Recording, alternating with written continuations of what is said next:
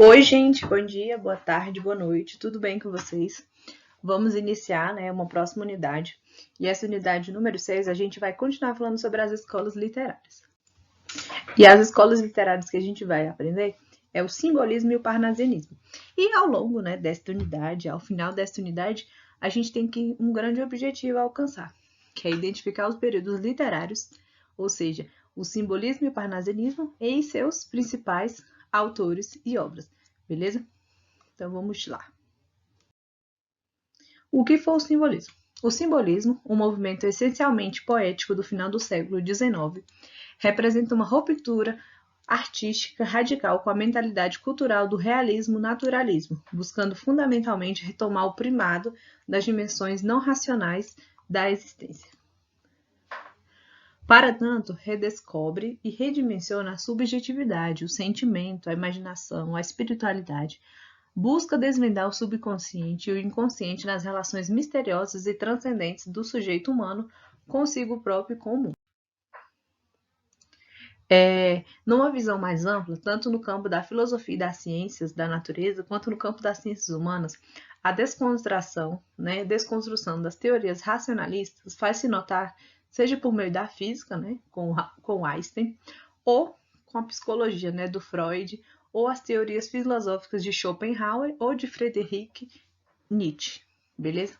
Então, assim o surgimento desse estilo, por um lado, reflete a grande crise dos valores racionalistas da civilização burguesa no contexto da virada do século XIX para o século XX, e, por outro, inicia a criação de novas propostas estéticas percussoras da arte.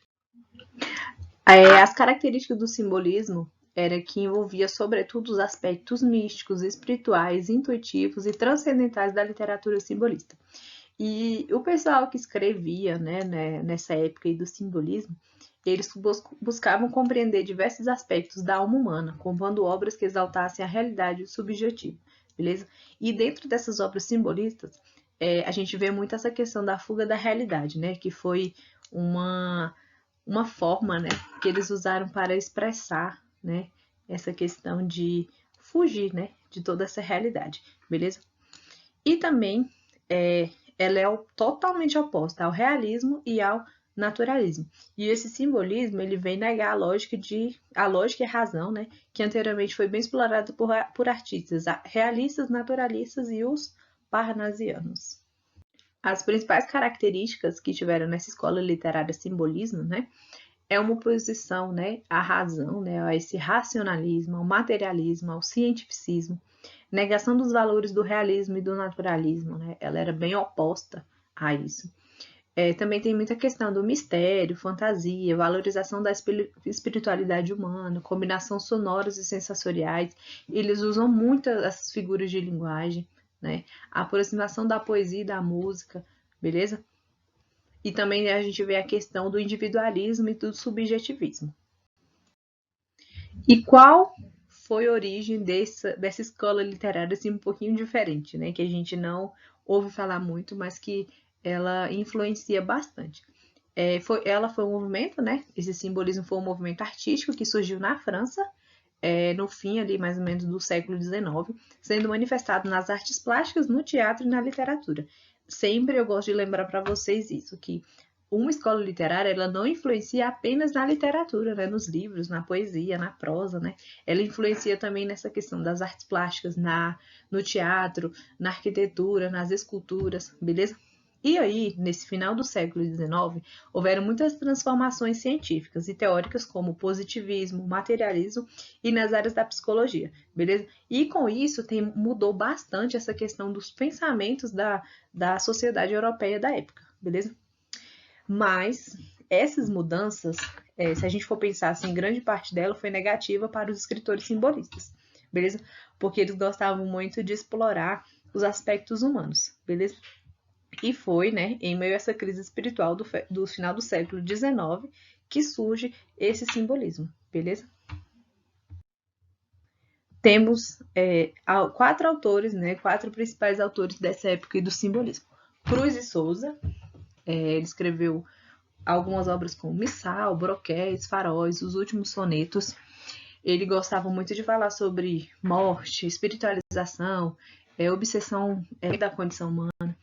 Nós temos também o Alfonos, né, de Guimarães. Ele fala muito sobre morte também, misticismo religioso. Então a gente percebe que muitas das obras, né, elas vão falar sobre essa questão da morte, né, bem do ser humano mesmo, né, do individualismo.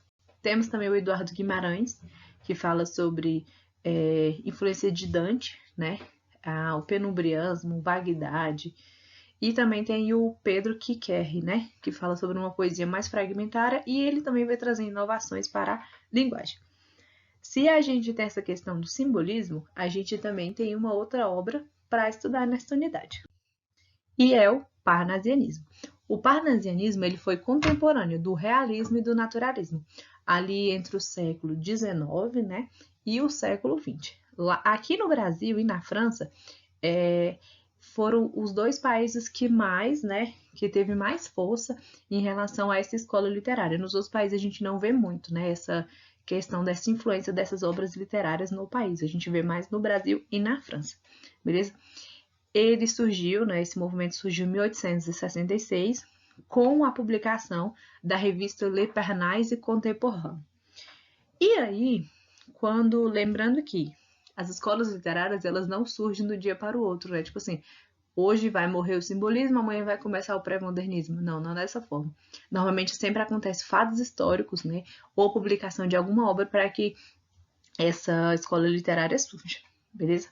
E aí, o nome parnasianismo, ele volta, né? Ele retoma essa questão da Grécia Antiga, beleza? No Monte Parnaso, onde lendariamente os poetas se isolavam do mundo para uma maior integração com os deuses através da sua poesia. Os poetas consideravam a poesia a mais alta expressão literária da humanidade, né? Razão pela qual o parnasianismo ficou sendo um estilo principalmente poético, mas não tendo grandes manifestações no terreno da prosa. Então a gente vê que a gente tem muita poesia parnasiana, mas a gente não tem muita prosa, né? Muito texto corrido, muitos livros de literatura mesmo a respeito disso, beleza? No Brasil, a luta por uma poesia de reação ao romantismo teve lugar no final da década de 1870. Identifica-se como marco inicial a publicação do livro Fanfarras, né, de Teófilo Dias. Em Portugal, não chegou a constituir um programa estético organizado, beleza? Lembrando que ele foi mais forte aqui no Brasil e na França. As características, né, desse parnasianismo eram totalmente contrárias aos romantismos, né, aos românticos. O emocionalismo foi substituído pelo racionalismo. Se para os românticos a poesia era o resultado da inspiração pura e simples, os parnasianos consideravam a poesia como um fruto do trabalho do poeta, um trabalho árduo, difícil, conhecimento técnico e aplicação incansável. Para os parnasianos, né, a poesia seria perfeita desde que a sua forma atendesse a alguns requisitos. Então, qual que era a estrutura que esses parnasianos gostavam de escrever, né? Eles gostavam de buscar dentro dessas obras.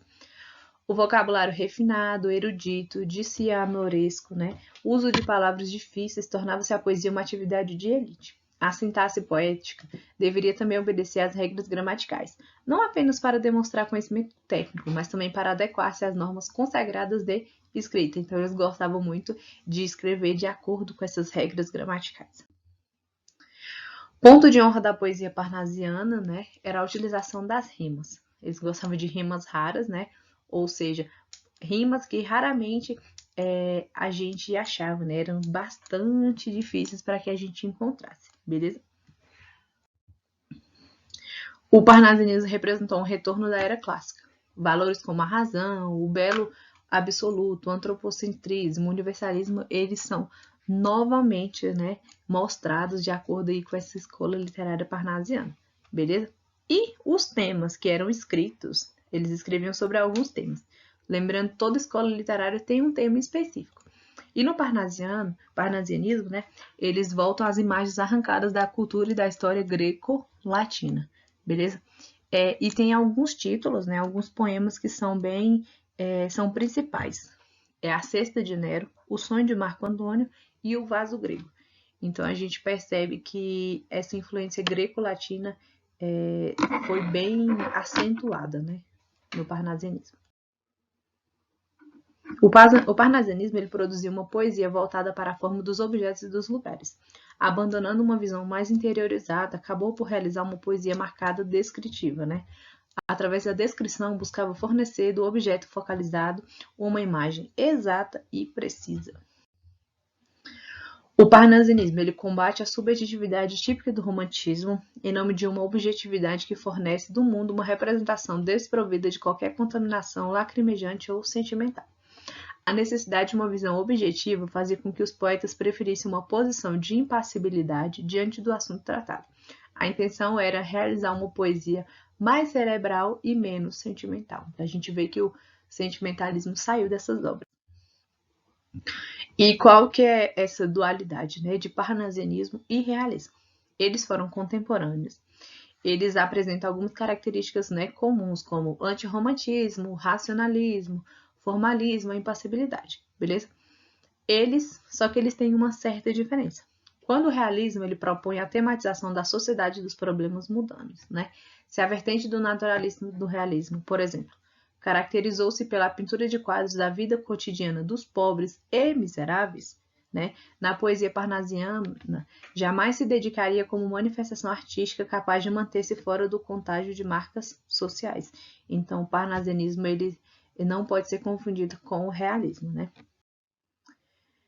E aí, nós temos obras, né, algumas obras, e também alguns atores que são muito importantes aqui para essa escola literária. Olavo Bilac, Alberto de Oliveira, Raimundo Corrêa e Vicente de Carvalho. Aqui eu trouxe para vocês uma espécie de mapa mental, mapa conceitual, como vocês quiserem chamar. E aí a gente tem, né, um resumão sobre o que é o parnasianismo. A temática é a mitologia grega, descrição de cenas e dos objetos, essa questão de descrever as coisas, valorização da forma, né? Ou seja, a estrutura do poema tem que ter metrificação perfeita, rimas ricas e raras e preferência por sonetos. Os principais autores, esses que eu falei para vocês, né? Olavo Bilac, Raimundo Corrêa, Alberto de Oliveira.